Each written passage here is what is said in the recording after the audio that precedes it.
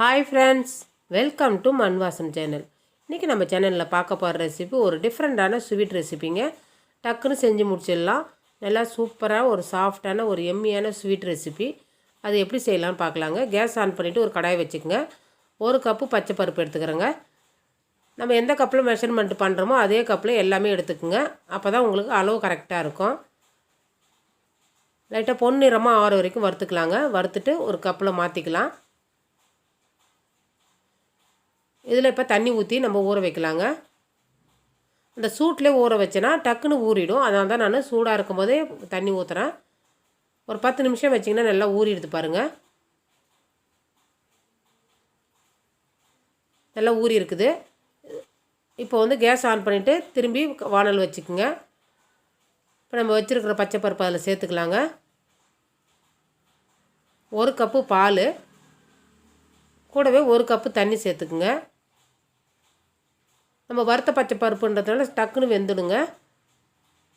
லைட்டாக கிளறி விடுங்க.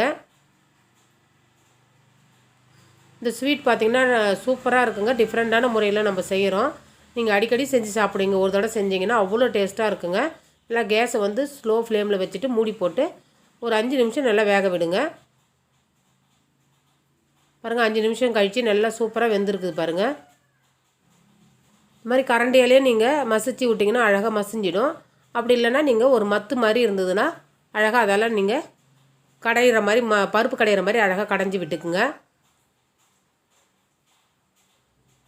இப்போ கேஸ் ஆனில் தாங்க இருக்குது. நான் ஆஃப் பண்ணல இன்னும். இப்போ 1 கப்பு மைதாங்க. மைதாவுக்கு பதிலாக நீங்கள் அரிசி மாவு கூட சேர்த்துக்கலாம். அரிசி மாவு சேர்த்தாலும் உங்களுக்கு இதே சுவை கிடைக்கும். இப்போ நான் மைதா தான் சேர்க்குறேன். சேர்த்துட்டு அந்த பருப்பில் இருக்கிற ஈரத்திலே நீங்கள் கிளறி விடுங்க. 1 டேபிள் ஸ்பூன் அளவுக்கு நெய் விட்டுக்குங்க.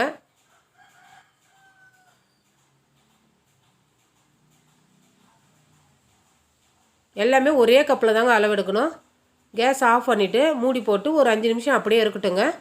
அந்த சூட்லேயே நம்மளுக்கு மைதா வெந்துடும். அவ்வளோதாங்க. இப்போ ஒரு தட்டில் மாற்றிக்கலாம். சூடாக இருக்கும்போது லைட்டாக பிசைஞ்சு கொடுங்க. இப்போ மாவு சுடுதுங்க. லைட்டாக நம்ம கையில் நெய் தடவிக்கிட்டு நம்ம ஆட்டாவுக்கு எப்படி மாவு பிசையுமோ அது மாதிரி நல்லா சாஃப்டாக பிசையணும் அந்த மாவை. பச்சை பருப்பு நல்லா குழைய வெந்தால் தாங்க உங்களுக்கு இந்த ரெசிபி செய்கிறதுக்கு நல்லா ஈஸியாக இருக்கும்.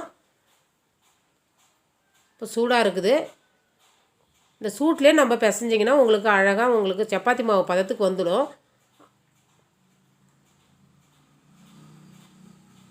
இந்த அளவுக்கு பிசைஞ்சிட்டா பேர் சின்ன சின்ன உருண்டையாக எடுத்துக்கோங்க.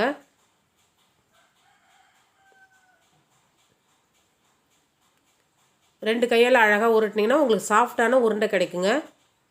விரிசல் இல்லாமல் இருக்கணும். அப்படி சப்போஸ் உங்களுக்கு மாவு டைட்டாக இருந்ததுன்னா கொஞ்சமாக சுடுபால் சேர்த்து நீங்கள் பிசைஞ்சிக்கலாம்.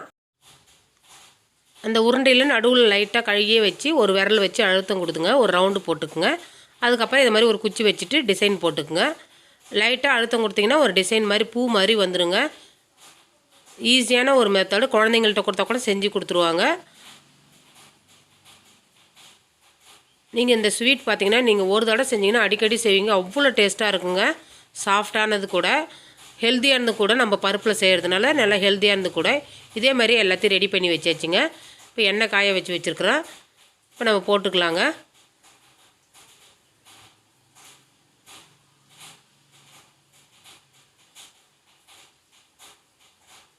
எவ்வளோ வானலில் எண்ணெய் வச்சுருக்கீங்களோ அந்த அளவுக்கு போட்டுக்குங்க. போட்டு நல்லா அடுப்பை வந்து மீடியம் ஃப்ளேமில் வச்சு நல்லா வேக வைக்கணுங்க. ஹை ஃப்ளேம்லேயும் வைக்கக்கூடாது, ஸ்லோ ஃப்ளேம்லேயும் வைக்கக்கூடாது. நல்லா மீடியம் ஃப்ளேமில் வச்சுட்டு வேக விடுங்க.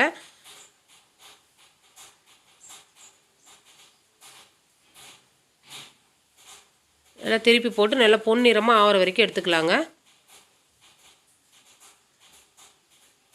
கலர் பாருங்கள், பார்க்கும்போது நல்லா சூப்பரான ஒரு தங்க கலரில் இருக்குது பாருங்கள்.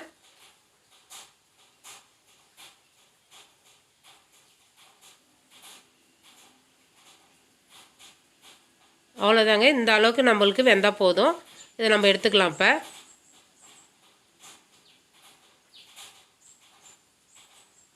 நம்ம போட்ட டிசைன் பாருங்கள், ஒரு பூ ஷேப்பில் வந்துருக்குது. இதேமாதிரி மீதி இருக்கிறது நம்ம எடுத்துக்கலாம். அது ஓரமாக இருக்கட்டுங்க. இப்போ நம்ம சர்க்கரை பாவு ரெடி பண்ணிக்கலாம். 1 கப்பு சர்க்கரைக்கு 2 கப்பு தண்ணி சேர்க்குறேங்க. எப்பவுமே தண்ணி வந்து சேர்த்து கொதிக்க வைக்கும்போது பாவு நல்லா சூப்பராக இருக்கும்.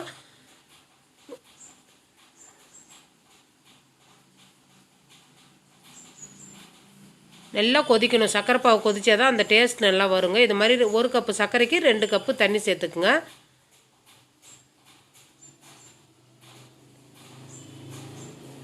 இல்லை நீங்கள் கொதிக்க தேவையில்லை ரொம்பன்னா நீங்கள் 1 கப்பு தண்ணி சேர்த்து கூட கொதிக்க வச்சுக்கலாங்க. கரெக்டாக தான் இருக்கும். இப்போ கொஞ்சமாக பால் சேர்த்துக்குங்க. அது சேர்த்திங்கன்னா அதில் இருக்கிற சர்க்கரையில் இருக்கிற அழுக்கெல்லாம் வந்துடும் வெளியில். பாலை சேர்த்துட்டு கொஞ்சம் கொதிக்க விட்டிங்கன்னா மேலோட அந்த அழுக்கெல்லாம் வந்துடுங்க. ஒரு 3 ஏலக்காவை பொடி பண்ணி சேர்த்தாச்சு. கொஞ்சமாக ஃபுட் கலரு ஆரஞ்சு கலர் சேர்க்குறேங்க. கலர் வந்து ஆப்ஷனல் தான், உங்களுக்கு தேவைன்னா சேர்த்துக்குங்க. அப்படி இல்லைன்னா குங்குமப்பூ இருந்தாலும் சேர்த்துக்குங்க, அதுவும் நல்லா சூப்பராக இருக்கும். அவ்வளோதாங்க. இந்த பதம் பார்த்திங்கன்னா ஒரு பிசுப்பான தன்மை கையில் வச்சு ஒட்டி பார்த்திங்கன்னா லைட்டாக ஒரு பிசுப்பான தன்மை இருந்தால் போதுங்க. இந்த அளவுக்கு இருந்தால் போதும் பாகு.